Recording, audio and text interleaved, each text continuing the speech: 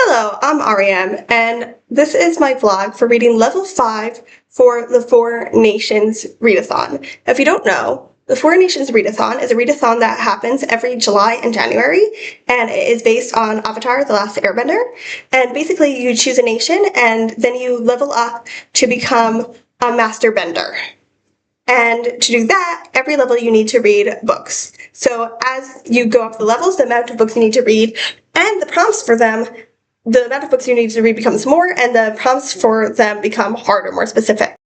And you can also join groups, which is important because when you come to Avatar, you have to go through all four nations and join all the groups and gain all the special skills in the nations besides doing all of the levels. So I started with Earth, and so far I have done the first 4 levels, which makes me a master student, and now to become, or experienced student, I forgot what exactly it's called, and now to become a master bender, I have to do level 5. So the prompts for level 5 are read a book with a knight on the cover, read a book with a shiny cover, and read a book where the characters go on a road trip.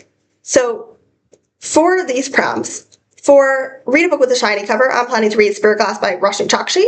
For a knight in the cover, I don't have anything in my TBR with a knight in the cover, so what I'm planning to do is go to the library website and filter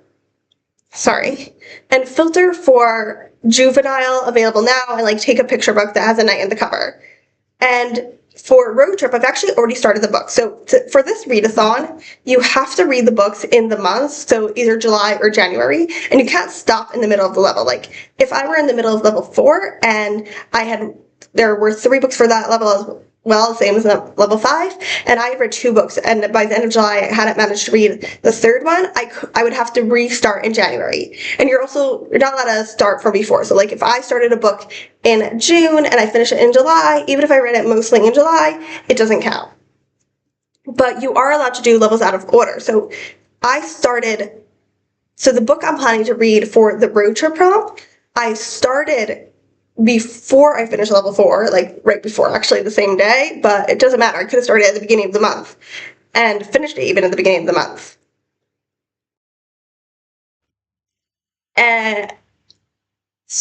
And so I'm planning, though, to read it for level 5 because it fits for a road trip, and that is Within the Sanctuary of Wings by Marie Brennan. Now, because I am probably more than halfway through that, I will come back to that in a second and talk about my thoughts and feelings on it, but I also want to join in this reading vlog. I also want to read for joining the Freedom Fighters, which is a group, and because they're in the woods, so the 2 prompts for that are read a book that takes place in the woods and read a book with the word free in the title. So I'm planning to continue the series in this one for these 2 prompts, both of them. So for read a book that takes place in the woods, I am planning to read The Woods at Midwinter by Susanna Clarke. And for read a book with the word free or freedom in the title, I'm planning to read Free the Worms, which is a Katie Kazoo Switcheroo book by Nancy Carullo.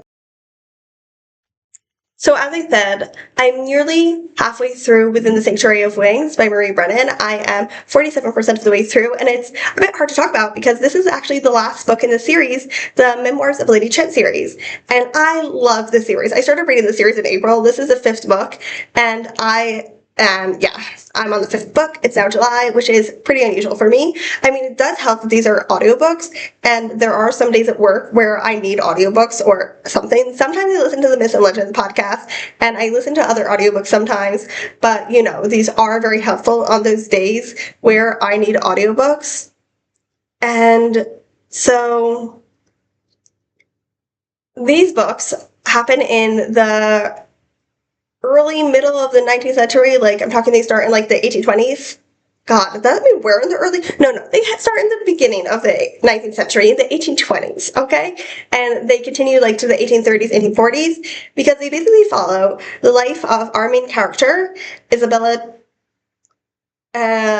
Lady Trent, obviously, and she has always been really, from the age of 7, she just wanted to study dragons. She wanted to become a lady naturalist, a dragon naturalist. And obviously this is very hard because she's a woman and it's the 19th century. But each book follows her exploring a different place in the world and exploring the dragons there. And they're so fun and they're so good. And I highly recommend the audiobooks. The person who reads the audiobooks, she's just perfect. She's the perfect voice for Isabella, our main character. So this book, I'm enjoying it. It's not my favorite book in the series, but it's definitely not my least favorite. And anyways, even if it was my least favorite, I love all these books so much. So this series happens in a world that is like ours, but not exactly. Like obviously there are dragons, whatever. And in this book, the place they explore is basically equivalent to our world's Mount Everest. Uh, I'm trying to figure out what I can say without any spoilers. Like, let me think. So, I did find the beginning of why Isabella or how Isabella got to Mount Everest a little pushed, but I can ignore that. It most of, I feel like all the other books have made more sense of why she went and how she went to the place she went. In this book, why made sense, but the how didn't really make sense. But honestly, I could ignore that because I just need her to go on her adventures and tell us about all the dragons she's seen and all the adventures she's having. So, yeah, and I'm really liking it.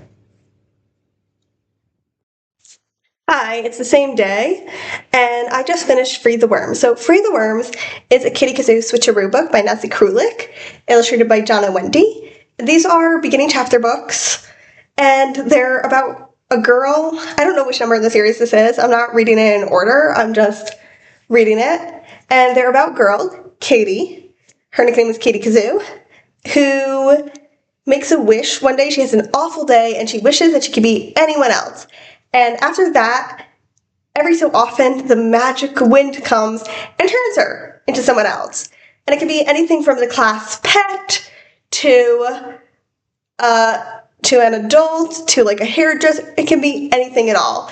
And she, she experiences being in their body and she learns something from it. I have never thought that the lessons were like all that, like, oh wow, there's really something you could learn here.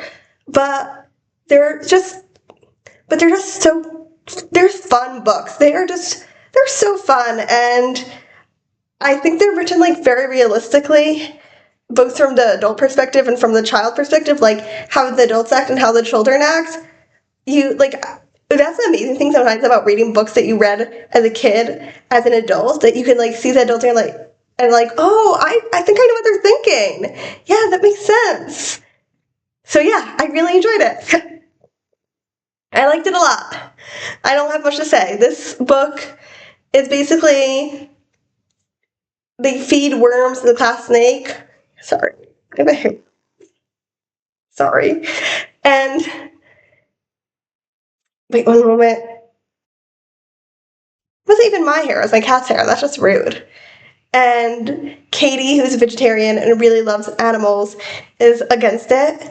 And obviously, the lesson she learns is there are certain animals that are carnivores or have to have carnivorous things. Humans can choose to be vegetarian, which I wonder when this is written, like probably after PETA, right? But yeah, it was a fun time. It was a good fun time. So now I'm planning to read for the rest of the day the picture book about the night and the Woods at Midwinter by Susanna Clarke. I'm probably not gonna listen to more of Within the Sanctuary of Wings or start Spirit Glass today. So the picture book I did find one.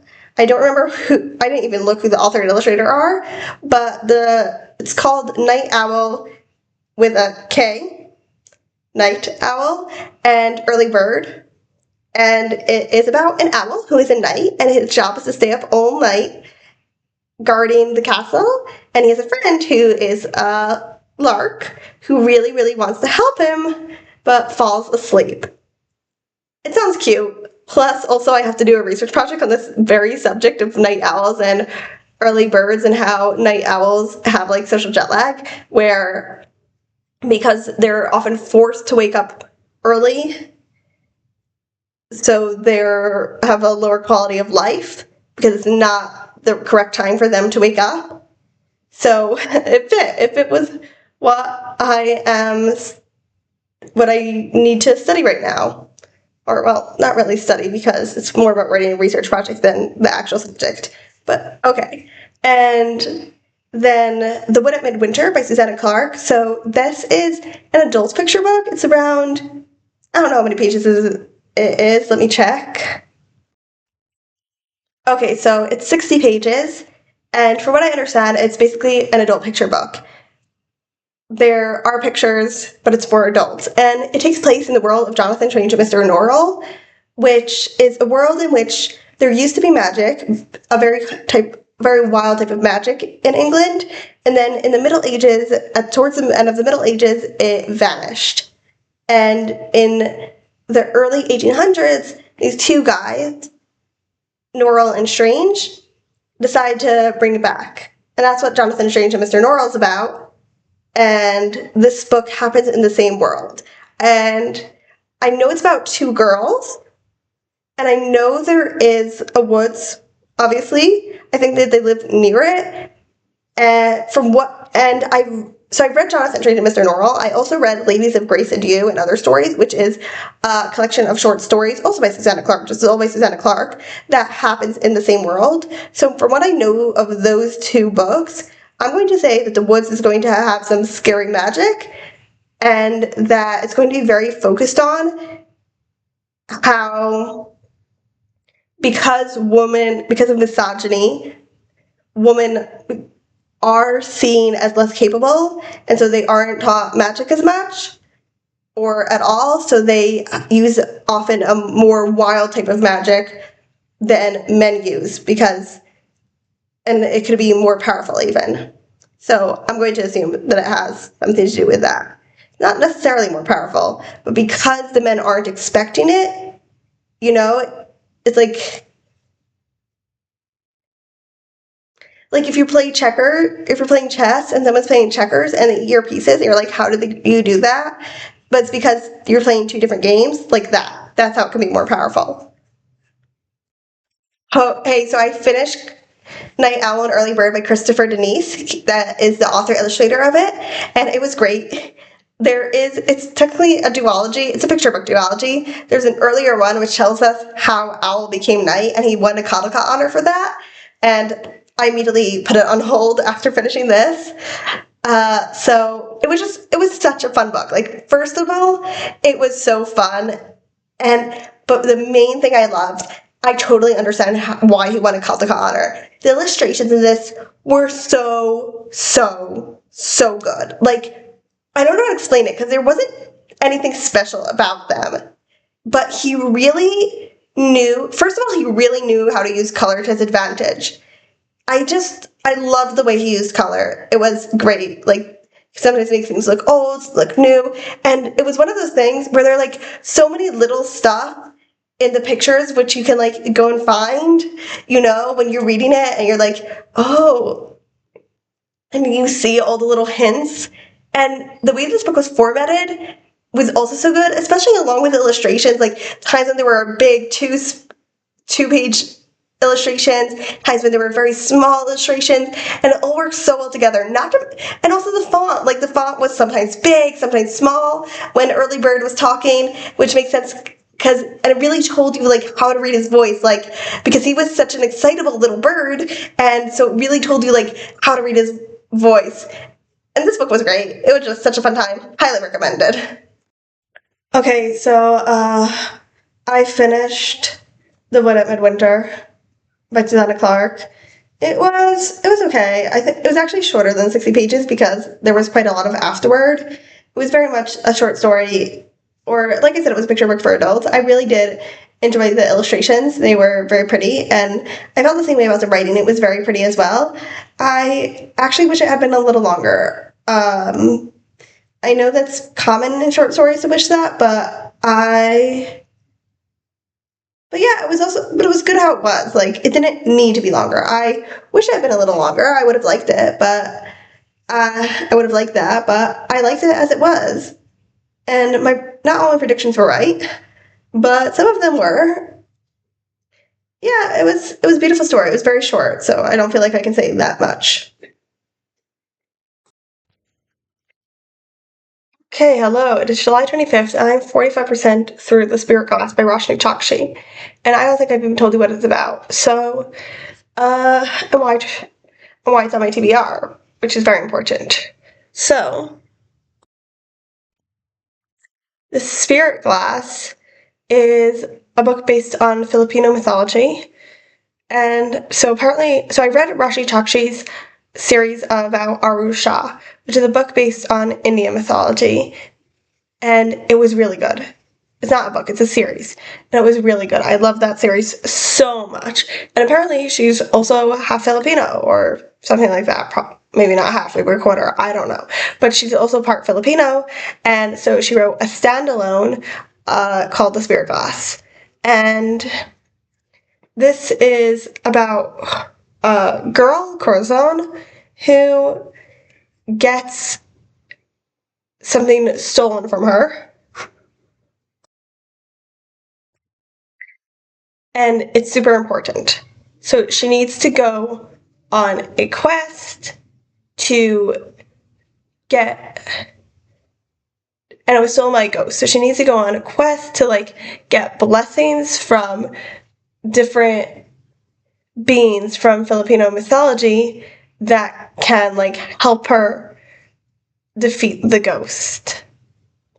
And yeah, Arashi Chokshi's writing, it's just good. Like it's like, yes, it's silly because it's middle grade, and that's how she writes middle grade. Middle grade doesn't necessarily have to be silly, but it is how Roshni Chokshi writes middle grade. I know she has YA series, but I'm not interested in them, so I don't know if they're silly at all or not.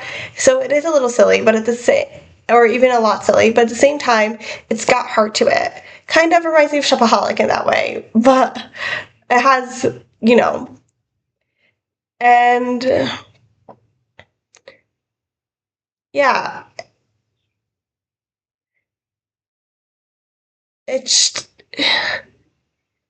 there, of course, are things she does better and things she does worse. Like, one of the things she does really good, something that is very common in these types of quest stories, is especially for younger readers, is, oh, you have a limited amount of time. And obviously, that's great because, right? It should be. Actually, and it happens in the Percy Jackson series a lot. I actually think that I didn't really like it. I'm going to be honest with you. I didn't really like the Percy Jackson series. I loved Trials of Apollo. I loved The Heroes of Olympus. So I'm glad I read the Percy Jackson series because I got to read those series. But I did actually really love the Percy Jackson series. And I think one of the reasons I didn't love it is because Rick Riordan also has this thing of, you have X number of days to complete this quest or everything will go to shit. But I didn't really enjoy it, how he did it. Like, it felt, for some reason, it never really felt that urgent when he wrote it. And the way Roshni Chokshi writes it, it feels urgent. It feels like, oh my gosh, yeah, this is the amount of time she has that she has to complete, and it's got to be done. So and it's just really fun. I should have more thoughts, and I do, but as you can see, I'm kind of tired. I've been busy, etc. So yeah, I can't really think of those thoughts right now. Hopefully I'll think of them later. So bye for now. So now I'm 52% of the way through the Spirit Glass, but really it was having a bath and having that time to think that made me realize what's bothering me about this book, and that is our main character, Corazon. So one of the things that's bothering about it is that I love the Arusha series. It's one of my favorite middle grade series of all time, right? And so of course I'm going to be comparing Corazon to Aru as much as I try not to. So I was like, is my criticism of Corazon that I'm about to say just because I'm comparing her to Aru or not? And I think it's not. Like, yes, there may be a little of that, but I think there's more to it.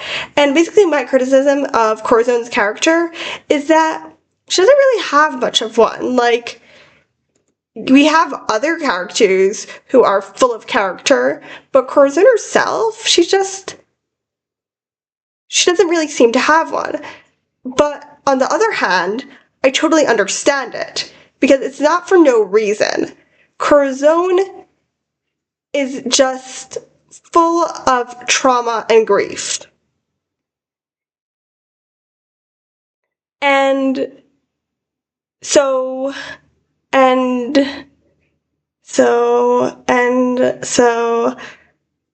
this is, I'm not sure if this is a spoiler or not. If it's a spoiler, it's a very minor spoiler, but it might be written on the summary of the book.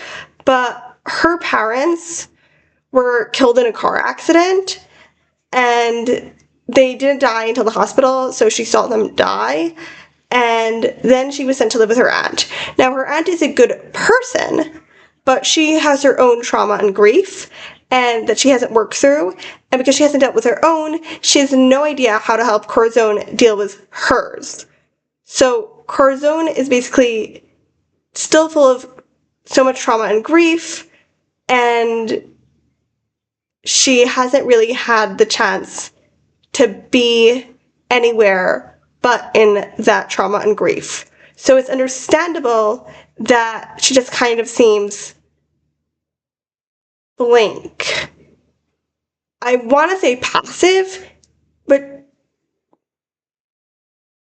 because she kind of is. It's not that she isn't doing actions, but that a lot of the time other people are doing actions, and she's the main character, so it feels like she should be doing more actions, even though it's realistic. But no, she's not passive, but she kind of feels that way because she doesn't really have a personality right now to back it up. Now, Rick Riordan wrote an introduction to this book, and he said he loves Corazon more than Aru. Is that going to happen to me? Definitely not. I mean, like, yeah, there's a small, tiny chance, but I love Aru so much that I cannot really imagine how I could love another middle grade character more, you know? I think Aru is, like, the best middle grade main character I've ever read.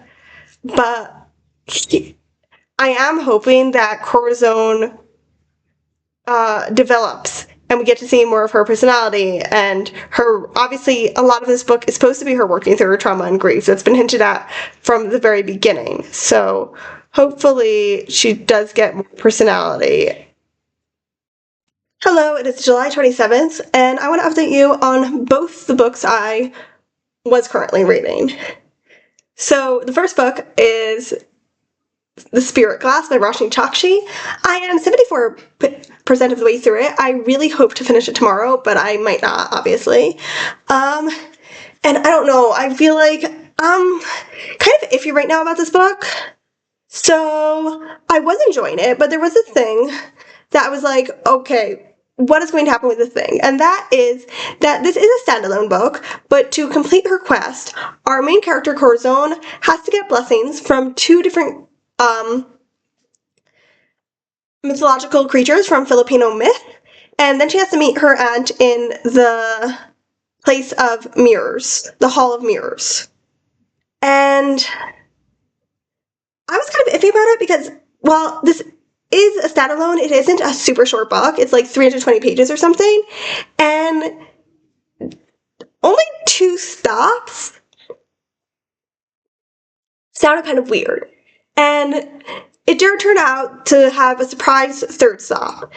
Now, I'm really hoping that there's not going to be, like, another thing, because there is a thing that middle grade books do sometimes, where they'll just pull out, like, another thing that you think the characters' things are going the right way, or they are going the right way, but another thing happens, and another thing happens, and eventually you're just like, oh my god, just let them get to where they want to go already, you know? So I do not think that this book will continue doing it, but I really hope it doesn't. And because I was worried about that, I didn't really enjoy the scene of the 3rd stop that much, even though it was great. Like, there were these... So one of the things this book does really well, I think, is incorporating it is a standalone book, and there's a lot. I only knew one story from Filipino myth before this, and I knew, like, no creatures. And there are a lot of them, you know? And this book, yes, it's a little much, but considering how much it has to work with, incorporating so many of them is really good. And these creatures in particular, I found it so fun because basically at the beginning, we meet this creature who is, I don't want to spoil anything, so I'm not going to say exactly what she is. For the Filipinos out there, it's a manananggalan.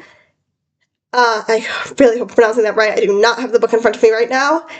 And she is very much portrayed as a monster.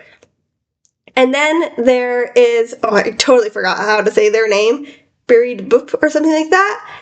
And they're portrayed as just silly little creatures.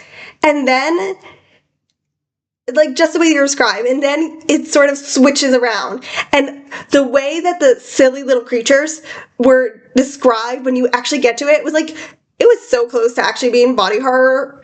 And it was great. I enjoyed it so much, like, because you have what you think, you hear that they are first, and you're like, oh, they're just silly little creatures. And then you get there and you're like, oh my god, that's horrifying. And that was great. I really liked that.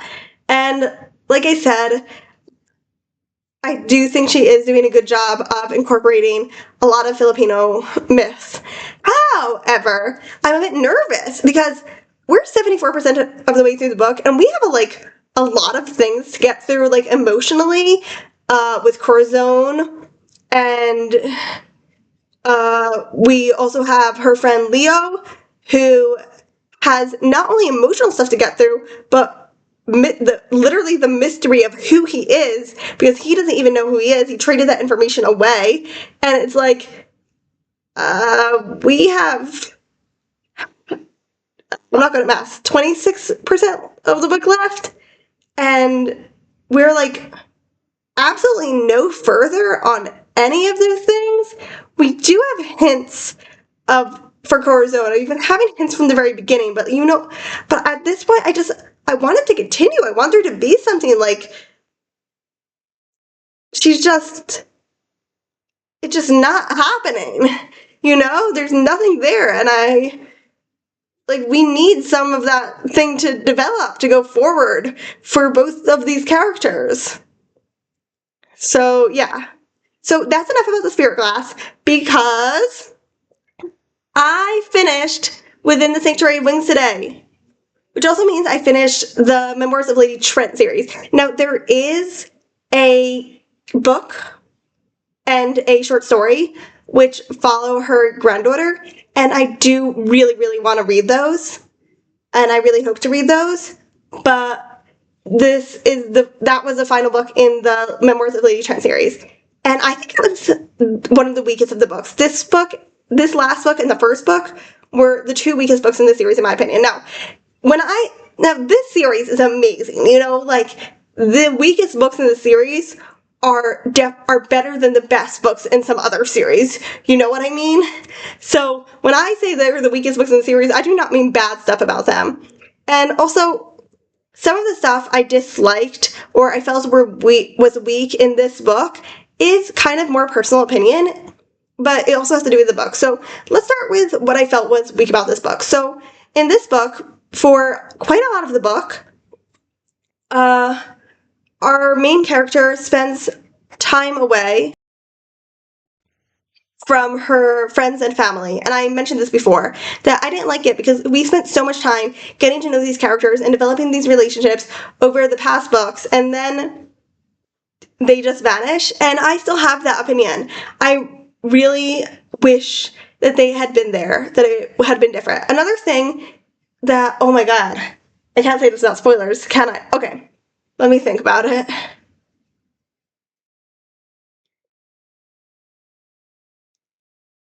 So, a thing happens in this book, which on one hand is the culmination of something that has been going on from the very first book. On the other hand, it means that we're not really exploring dragons. So our main character, Isabella, is a dragon naturalist.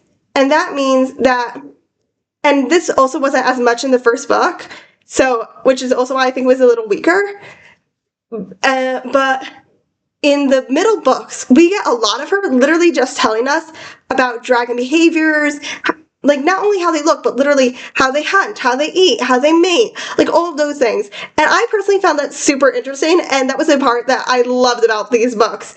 And in this book, because of the situation she is in, she does not have a lot of time or ability to study the dragons around her. So we got much, much, much less of that. And I really missed that. That was like a big thing that I missed. It was a big thing in the books beforehand, so it was like a big thing in this book that I missed. And yeah, so this book is essentially a culmination of things that we've been getting hints about from the first book. And the ending, that culmination was crazy. Okay? It was just crazy. And honestly, I really, really hope, I don't actually know at all what the book about her granddaughter is going to be. I don't even know if she's going to be a dragon naturalist. I mean, her father, Isabella's son, is an oceanographer, so who knows what she's going to be. I mean, I assume this is going to be a family of scientists, but who knows if she's going to be a dragon naturalist. She might be something else altogether, but maybe there'll be unicorns suddenly. But I really hope we get to see more, because while this book was a culmination, it opened up a whole new world. Like, what happened in this book opened up politically a whole new world, and I really, really, really want to see the outcome of that. So I'm really hoping that that's what's going to happen. We're going to see the outcome of that in the granddaughter's book. Yeah. What else can I say about this book? I can say that I still love Isabella's character. I think that she is written so well, and I said this before in previous books, I believe, or maybe it was about this book, but I love how she has definitely matured. In the first book, we essentially, basically, she turns 40 in this book, and we follow her from the age of 7 from the first book. The first book follows her from the age of 7 to 20, and all the rest of the books are like following 1 or 2 years in her life, with time skips of 5 to 10 years in between. Excuse me. And this book follows her from like ages 38 to 40, and she is, at all ages, she is the same person, and we can see how she's matured. And obviously she matures from 7 to 40, but I also mean the character she is at 20, while she does have the same inner character, you can see she's definitely matured by the time she gets to 40. And I just love that. That's amazing writing, honestly. And you can see, honestly, you can see the same about her son. We see him when he's 2 years old, but barely. Like, it's for like a paragraph or two, but we really see him when he's 9, and then we see him again now when he's 19, and again, he's the same person, but obviously much more mature. And it takes a lot of skill to do that, to show that it's obviously the same person with the same character, but at the same time they're more mature, and she does it wonderfully. Also, can I just say, I love the relationship between Isabella and her best friend, and I'm not going to say who her best friend is because it's kind of spoilers, but her best friend is a man, and first of all, I love how the relationship develops, okay? Well, I don't love it, but I really like it. It's not like my favorite thing in the world, but I really quite like it. But just, I love how the relationship is so clearly a friendship and not romantic, and also because she does have 2 romantic relationships within the series, we can very obviously see the difference between her relationship with her best friend and with another very good friend of hers versus the relationship she has with those that she is in love with. And even though they're both very well-grounded relationships with a lot of love between her and the other person, they're obviously very different. And also the relationship she has with her first love and with her second love are very different. And I think that's great that, like, the author really manages to write different relationships between Isabella and all these different people. And it's not only for these people. I specifically mentioned them because they're the ones that are closest to her and the ones that we see most within the series. But also, that's so with every character, and that's because the author, even if we don't see the character a lot, for the most part, not for very minor characters that we hardly see, it's not true for, but characters who Isabella does get close to, even if it's only for a book, that they do have, it's not just passing, you know? They are like a character, and we can see that in the way that they, in their relationship to Isabella and their relationship to other people who Isabella is with at the time. Oh my god. My favorite book in the series was definitely The Voyage of the Basilisk. That was the third book, and it was so, so good, okay? That was my favorite book. But yeah, the series is just so amazing, and if you think that you would like it, you should definitely go and read it right now. It's so good. Hello, it is July 29th, and I finished A Spirit Glass yesterday, as I wanted to, and honestly, I ended up being disappointed by this book. The only Roshni Chokshi book I've read so far, though I do want to read The Last Tale of the Flower Bride, which is, I believe it's adult, it's definitely not middle grade, and it's par, so it's very different than Arusha. And The Spirit Glass is closer because it's based on mythology. Last Tale of the Flower Bride is based on Bluebeard. And it's middle grade, but they are different. They do have a lot of different things in them. The themes in both of these books are very different, despite seeming on the surface similar. But obviously I had to compare it to Arusha. And I knew it probably wouldn't live up to Arusha, because Arusha is, as I said before, I'm not sure if it was in this vlog. No, it wasn't. It was in my Barat Dynasty TBR video, but Arusha is one of my favorite middle grade series of all time. Like, up there with Septimus Heap for me. So, I was like pointing out my Septimus Heap books. They're over there. There they are. Anyways, they're in Hebrew, so you don't even notice them. But anyways, so I do think that Roshni Chokshi's writing suffered, and I wish that she had been able to give this book more time. From like the author's note in the back, I feel like if she had been able to give this book more time, it might have been a better book, you know, like with better pacing. It wasn't a bad book. It definitely wasn't a bad book. It just wasn't what I expected from Roshni Chokshi's writing, and partially it just wasn't what I expected at all. So, but yeah, okay. So, as I said, the pacing was off. We were getting plot, and then all the emotional development was shoved at the end. And listen, the emotional development plot twist at the end, it was good. But it did feel like there was a point in the book where I was like, why am I reading this? This is just, all I'm getting is plot, and I know, and she planted the seeds of the emotional development so early. Like, there are some books that are just plot, and that's fine. Not really my thing, but that's fine.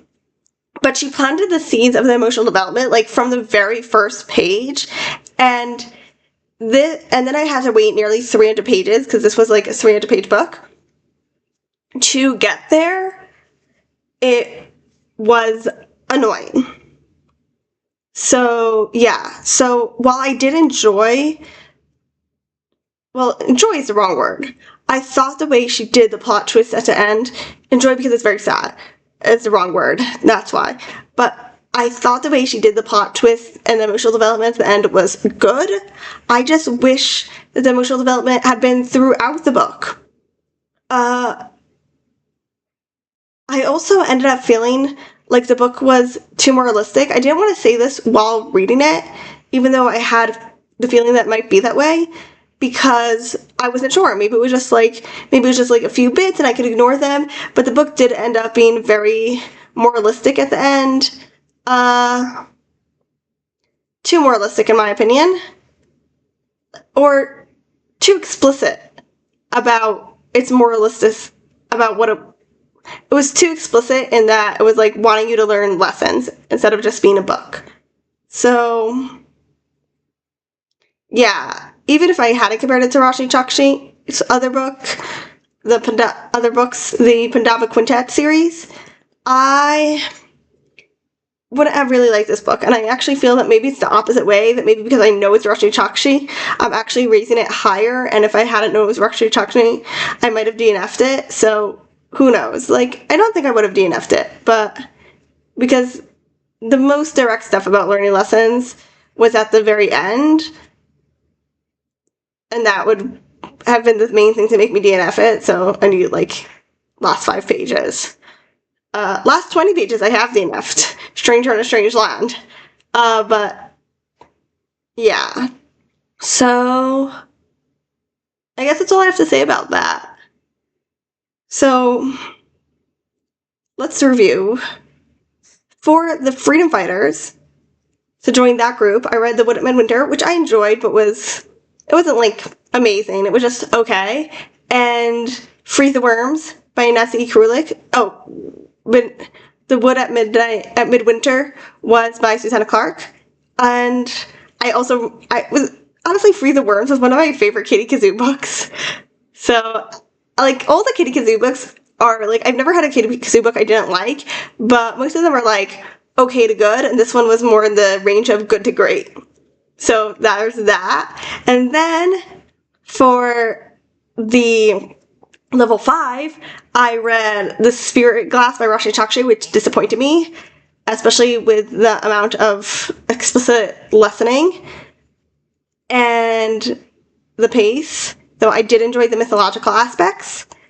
I read Within the Sanctuary of Wings by Marie Brennan, which, while I do believe it was one of the weakest in this series, was still amazing, and I still loved it, and I love that series so much. I think everyone should read the Memoirs of Lady Trent series because they're so good. And I also read Night Owl and Early Bird by Christopher Denise, and I also loved that. The illustrations were amazing, the lettering was amazing, the story was so cute and funny, but the illustrations and the lettering was what really pulled it together and made it the book it was, and he definitely deserved that Newbery Honor Prize. And yeah, so I actually read a lot of books I really liked. It's kind of sad to end on a disappointed note, but overall I really liked, except for The Spirit Glass, I really liked the books I read in this vlog. And that is all, because it is July 29th. July does have 31 days, I believe. Yeah. But I would have to read at the very least 2 books to join a group, or 4 books, I think.